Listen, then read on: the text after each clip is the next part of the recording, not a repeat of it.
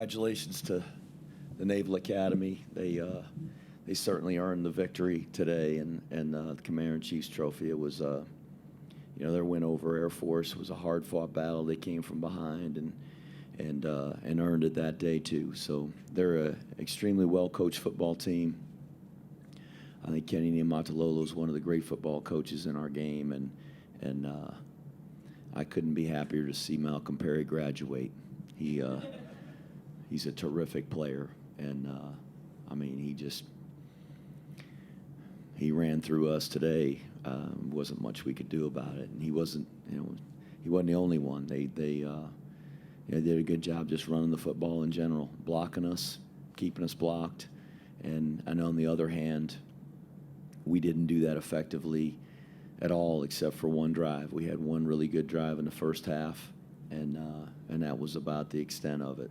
So really disappointed in today's loss, disappointed in this season, and really not many words to say. Justin, Coach, now that the season's over, what do you think went wrong? You can pinpoint it if there's one thing. I wish I could pick out one thing that went wrong. Frankly, I think people say it's really hard to build a winner when you haven't been winning, and I've heard it said it's more difficult to keep it going. I don't know if that's true, but we don't have anybody in that locker room that had experienced anything other than a winning season and going to a bowl game, and so human nature, sometimes maybe it feels like it's easy to do that. And maybe that was the case. I don't know. Maybe one of the worst things ever happened to us was taking Oklahoma to overtime a year ago. I think that season it really propelled us. It gave us some confidence, and we won 9 games in a row. But I think it also gave us the confidence to realize that we could win those games. And we went to double overtime against Michigan and lost it. It was a huge disappointment. And I could feel some of the air kind of let out of our balloon a little bit. And you don't want one game to make a season, but our guys really believed they were going to win and thought they could win, and we had a chance to win, and we didn't. And perhaps maybe that took some of our mojo or whatever. I don't know. And we just never seemed to be playing as well as we were capable of playing. And, at our place, and no discredit to our guys, we got some talented guys on our team, but we're never going to be so talented that we can just line up and whip a team on talent alone. We've got to execute. We got to play really hard. And when there's mistakes, they can be very costly for us. And we had a lot of games this year that just seemed to go that way. And in the 3 previous seasons, we had won a lot of close games. In fact, 14-5 in one-score games. And this year, 1-4. So we just didn't manage to win the close games and find a way. So I don't know. I wish I could put my finger on one thing. It's my responsibility, and believe me, I was searching, and I'm continuing to search, and we're going to get it fixed. But unfortunately, it just didn't turn out to be the season we had anticipated it could be or wanted it to be. Go ahead, Ken. Coach, about the quarterback position, Christian Anderson, about the decision to start him today. Kelvin got in at the end, but he obviously wasn't at 100%. Just how much did, what was your decision on starting Christian Anderson? What were some of the factors? Well, I don't reveal injuries because I think that just helps the opponent prepare. But Kelvin pulled his hamstring against Hawaii and didn't practice until Thursday, like 2 days ago, Thursday. So he taking a lot of mental reps and sitting in the meetings and all those things, but it's really difficult to be ready if you've got 1 day of practice in for a big game like this. And he could run, but he wasn't going to be able to turn it loose and just open up. And so to give us the best chance to win, we thought it was to go with Christian. And so that was the reason we did that. We had an initial very solid drive, going to like the field for a score, but they seemed to change their defense. What made it tougher after that first successful drive? Oh, I don't know that they changed what they were doing. It wasn't schematic. They just whipped us. They whipped blocks, and we had some things that we just did that were self-destructive. Gave up some negative yardage plays just by not sustaining blocks, and that has a lot to do with them whipping us. But we had some penalties that cost us, and some assignment issues a couple of times that we've got control over that, and we got to handle that. It's hard to play perfect. You're not going to play perfect, but we certainly didn't play as well as I hoped we would. And credit Navy, they did a good job. Their nose guard had a great game, and in the opening drive, made a big play, a tackle for loss, and did that a couple more times throughout the game. Go ahead. Coach, I know this was a tough one today, but can you talk to us a little bit about what the senior class has meant to you? Well, the senior class has been a part of a lot of victories here, and they committed to our program before there were any of the bowl games or Commander-in-Chief's trophies. They made the commitment to us after we had gone 4-8. Some of them that were going to the prep school, and then some of them made the commitment after we went 2-10. They came direct. So they believed enough in the program and in the players that they met, the coaching staff, and in West Point that they wanted to come and be a part of it. So I'm grateful for the commitment that they made, and they've been a part, as I said, of some really great victories here. And I'm proud of those guys. I'm proud more of what they're about to do than what they've done. They've made a pledge to our nation to serve as Army officers, to lead soldiers, to live a life of duty, honor, and country, and put aside their own desires and wants, and truly be servant-minded, and all of what that means to be. They're taking a lot of different jobs in the Army, but there's a lot of those guys that are going to, in very short order, be leading soldiers into some of the most dangerous of situations. And I love those guys, and I care about them very much. And I'm really proud that they're compelled to do that. That they believe in the honor of serving. So that's I'm happy that they have that opportunity. A lot of people are called. Not everybody answers the call, and they did.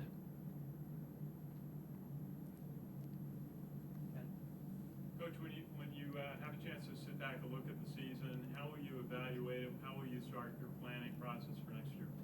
We've already started that. And as we go through the year, there are things we evaluate and recognize that we've got to do better. And, unfortunately, there's just some things, I think, that you can't fix right away. And sometimes it takes the off season to get those things corrected and fixed. So obviously I don't know everything that needs to be done, but we'll evaluate this game, but the previous 12 games and all the preparation leading up to them, and we've recognized some things that we need to do, and we'll get to work on those. We'll get to work on those on Monday. Coach, just evaluate Christian's play today. Obviously, a tough spot his first start, being the Army Navy game. What did you see from him today? Well, he made some good plays, and made some good decisions, particularly early. there were some times down the stretch that we were giving him a lot to see and to get us into the right play at the line of scrimmage, and that's a lot to handle in a big game like this, even for a veteran quarterback, but certainly for a guy that's making the first start of his career. And he handled it pretty good for the most part. There was a few things that, a few times that probably wasn't the right decision, but he worked really hard, and we gave him a lot, and I thought he handled it well, and I was excited to just see him battle all the way through. And he took some shots, and he kept getting up and made some good runs, and I think he's got a good future for us. Coach, whether you win or lose this game, there's always emotions involved with it. I can see it in the players and on your face as well. Just what is the message that you're giving your players after a game like this? Try not to ever let it happen again, because it feels like crap. I don't like feeling this way. I don't think they like feeling this way. Nobody does. When you pour so much into something, there are a few things like this in life where you're able to pour so much into something with other people and have a chance to accomplish things together as a team or a unit. That makes the accomplishment so much more valuable, and because you have so many people counting on you and depending on you, when you fall short of your goal, it just disappoints you that much more. And so it hurts to lose. Hurts me, hurts the players. If you really care about something, when you lose or you don't accomplish your goal, you're going to be disappointed. So there is great disappointment, and I don't ever want to feel this way again. So we're going to try to do everything we can to try not to feel this way again. Could just go back to your comment about the Michigan game. The team took Michigan to double overtime. It seemed like that was the best team that played all year. What made it a challenge to the team after the Michigan game? What made it a challenge? Yeah. I think just the disappointment of being so close to beating a top 10 team for the second year in a row, and the mindset was different going into the season in that game. It was, that was something that our team wanted to accomplish, was to win that game, and to come that close and see it slip away, and some of it because of things maybe we didn't do that we could have done. It was just a disappointment, and it was hard for them to bounce back and recover. And people think that's crazy. People say, how in the heck could you ever expect to beat Michigan? And you know what? On paper, we shouldn't. We don't have a single guy on our team that after that game they would have said, hey, we'll trade you that guy for one of ours because we think he's so good. Our guys just played really hard and performed really well and executed, and then there were times we just didn't execute well enough, made some mistakes. But the determination of our team that day, the belief that we were going to win the game, and we could have won that game. Maybe say should have won that game. And when we didn't, there was a disappointment. And human beings. And when there's disappointment, sometimes you allow that to affect what's next. And you can fight that all you want, and you can try to move on, but you keep checking the rearview mirror. That's not a good place to be looking. And maybe we caught ourselves doing that. I don't know if that's a fact. It's just it's purely speculation. But I don't feel like we played very well the next week. We won. I don't think we played very well the week after that, and we won. And I don't think we played as well as we were capable of playing this year. And some of it has to do with the opponents for sure. but some of it, has to do with us as well. So I don't know if that's it, but we can't allow, if that is the case, disappointment to affect us as we go forward, just like this one. I'm disappointed about this loss tonight. We can't let this loss affect what's next. And so for the guys that are coming back, that's exactly what we're going to talk about is moving forward and looking ahead. Do you think the fact that they answered your touchdown pretty quickly changed any complexion of the game?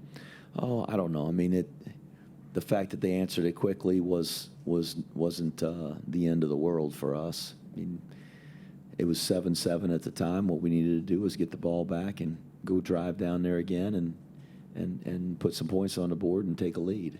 And to their credit, they stopped us and they hit the play late in the second half, and he scrambled down there and then they hit the reverse pass, which we had a great call for that play, and we didn't execute it. One player that was supposed to be coming off the edge didn't rush off the edge. I don't know what happened, and the guy should be covering the back out of the backfield didn't cover him.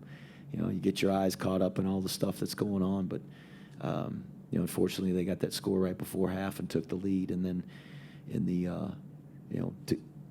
to give up a score there in the second half and make it a 2-score game, we knew at that point that there was a sense of urgency. We were going to have to go score because in this game, both teams are running the ball, and that clock ticks fast. So just weren't able to overcome it. All right, we'll take Malin. Yeah, for the last 2 weeks, we've said Malcolm Perry's the guy to stop, and if we don't stop him, we're not going to win the game. And we didn't stop him, and we didn't win the game. Christian, when did you find out you were going to play today, and how did you prepare? And what was the experience like playing against a very good Navy defense? Coach told me, I think, yesterday that he was going to start me, but I have been preparing the past 2 weeks to start. I was getting a lot of reps in practice, so I was pretty well prepared. And just the game in general was really exciting. I was really honored to be in that game. It was a great atmosphere, and it was just a great experience. Go ahead, Justin. For Elijah, what was that post-game locker room like? I know it kind of been a good season. Yeah, no, we were very emotional in there. You never want to end the season with a loss, especially the season that we've had this year, not getting the opportunity to play in a bowl game. This was our Super Bowl, and we didn't win it. So emotions were high. This is the last time this 2019 team will be together. Seniors, for many of us, this is our last time playing college football. So, it's very heartbreaking. Go ahead. Christian Anderson, can you talk a little bit about just the development between you, Kelvin, Jabbar, just over the course of this year and helping you kind of prepare for this moment? Yeah, well, Kelvin has been like just a rock star with all of us, helping us develop. When Coach told him that I was going to start the game, he was nothing but supportive of me on the sidelines. He just was helping me out the whole time, just telling me to relax and that I was going to have a good game. And I think just having that, I just love him so much, and I'm proud of the way he's been able to lead this team. And I think just him being there has really helped all of us develop as players. Christian, how'd you feel that one drive, the 18-play drive, like 12 minutes, you guys scored the touchdown. How'd you feel in that drive? It seemed like you guys were really kind of rolling at that point. You were early in the game, kind of giving you guys a lot of momentum. Yeah, we were just executing the way we did in practice, really. We just took all the fundamentals, ran our plays how we were supposed to, blocked everybody, ran the ball well, and we had a touchdown. That's pretty much it. Okay.